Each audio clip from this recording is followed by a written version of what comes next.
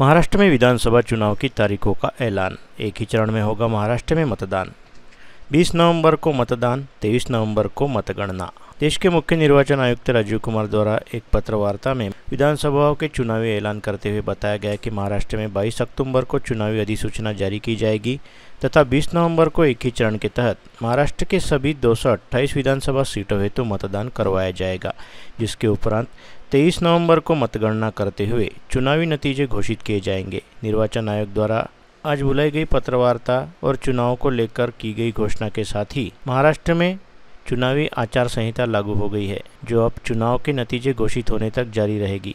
बता दें कि आयोग द्वारा आज बुलाई गई पत्रकार वार्ता और चुनाव को लेकर की गई घोषणा के साथ ही महाराष्ट्र में चुनावी आचार संहिता लागू हो गई, जो अब चुनाव के नतीजे घोषित होने तक जारी रहेगी। राज्य की मौजूदा विधानसभा का कार्यकाल आगामी 26 नवंबर को खत्म होने जा रहा है, जिसके पहले नई विधानसभा के लिए निर्वाचन प्रक्रिया पूरी करते हुए मतगणना की प्रक्रिया भी पूर्ण कर ली जाएगी, जिसके चलते मौजूदा विधानसभा का कार्यकाल खत्म होने से पहले ही नए विधायकों का निर्वाचन हो चुका रहेगा। ऐसे में मौजूदा सदन का कार्यकाल खत्म होते ही नए सदन का गठन किया जा सकेगा।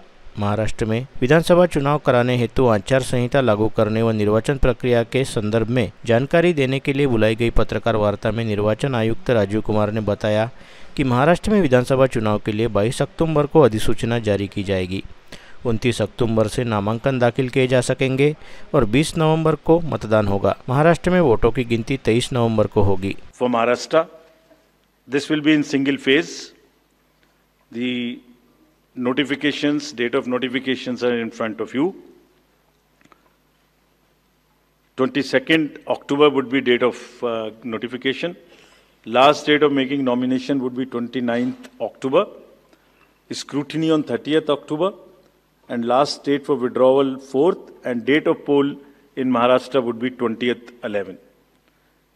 Counting would be on 23rd 11 24, and you will notice that date of poll is Wednesday.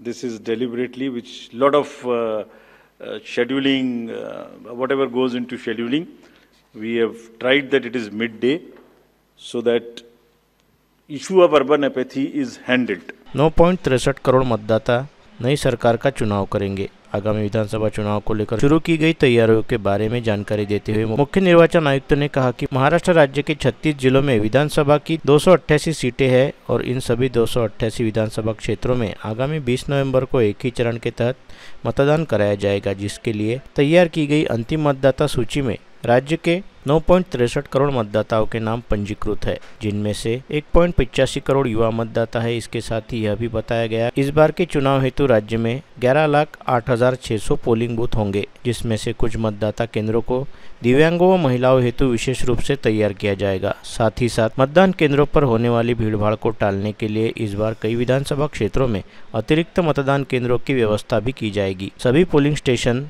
2 kilometre के अंदर होंगे। बुजुर्गों को घर में मतदान करने का अवसर मिलेगा। 85 वर्ष के वोटर घर से मतदान कर पाएंगे। पूरे चुनाव की वीडियोग्राफी की जाएगी, जिसे बाद में देखा जा सकता है।